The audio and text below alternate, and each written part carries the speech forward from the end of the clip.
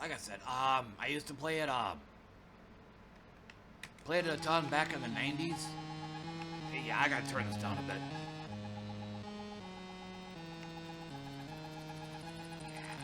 Back in the 90s, but after, starting around, I think it was starting around 9th edition, 10th edition, somewhere around there, I just started losing interest. One, just overall burnout.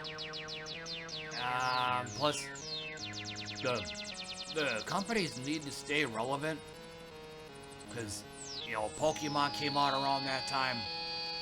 I think Yu-Gi-Oh! I think it came out around that time, trying to get a slice of the pie. So, yeah, and so competition, and basically now Magic just started coming out with more and more mechanics. Cards having longer and longer text, harder to read, because once again, MTG is trying to stay relevant.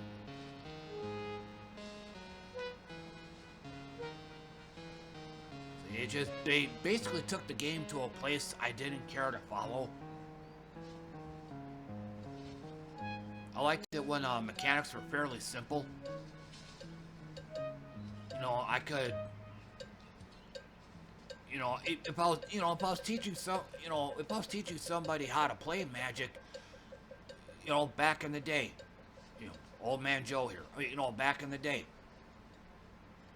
I would have had an easier time explaining to a new player how to play, because there wasn't that many mechanics back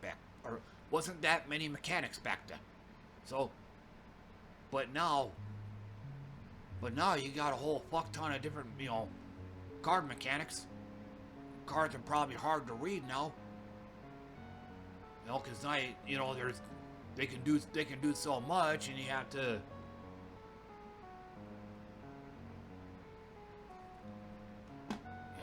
It just, yeah. Yep. You know, it's like,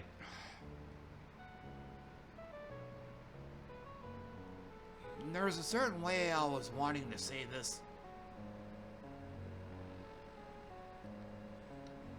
You know, so you don't,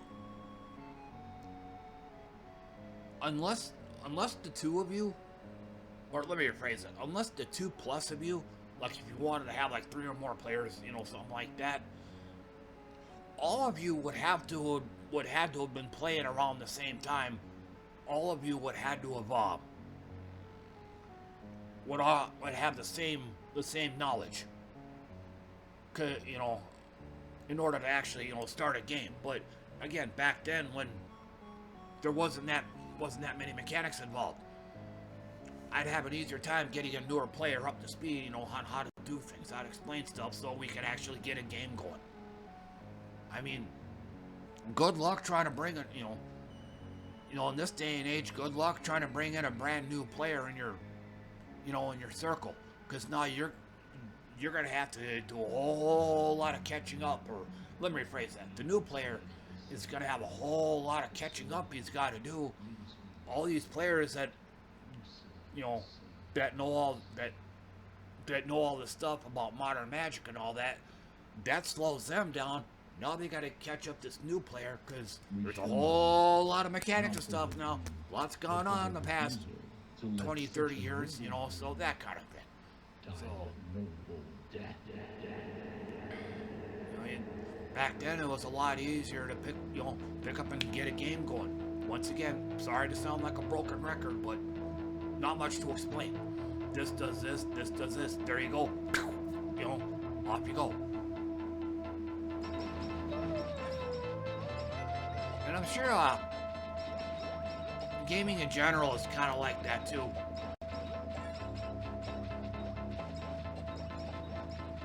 You know, pretty much gone are the days of like Candyland and Chutes and Ladders.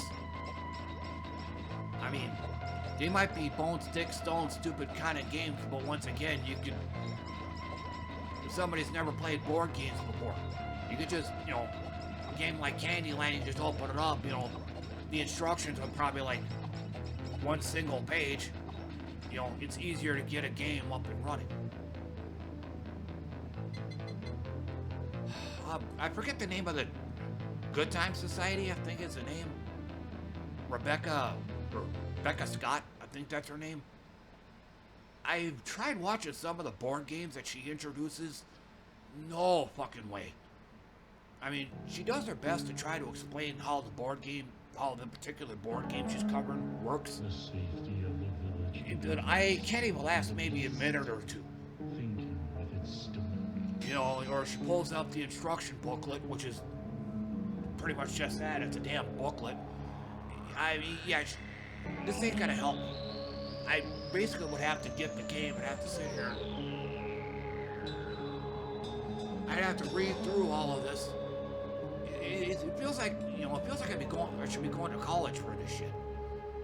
You know, and then you gotta take a test, or take a pop quiz for this, and you gotta take a test, you know, to check my knowledge on this.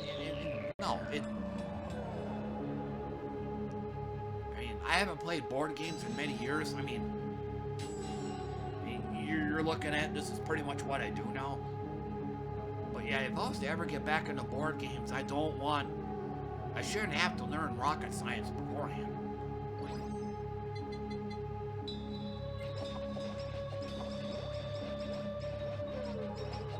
Oh, that was,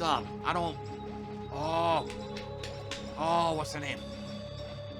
Will Wheaton. I think it was an old channel. I don't even know if it's still up these days. Geek and Sundry. I think like every week he would host a board game. But even then, I mean, in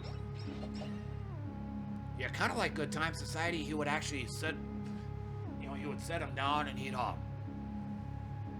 play. But yeah, that one too. I don't even know what the hell is going on half the time in some of those games he's got.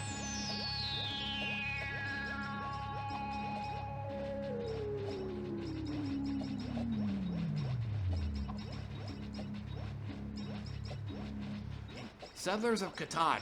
That's the board game I'm thinking of. It's considered one of the all-time greats. I tried watching an episode of that. A lot of it went in one eye and out the other.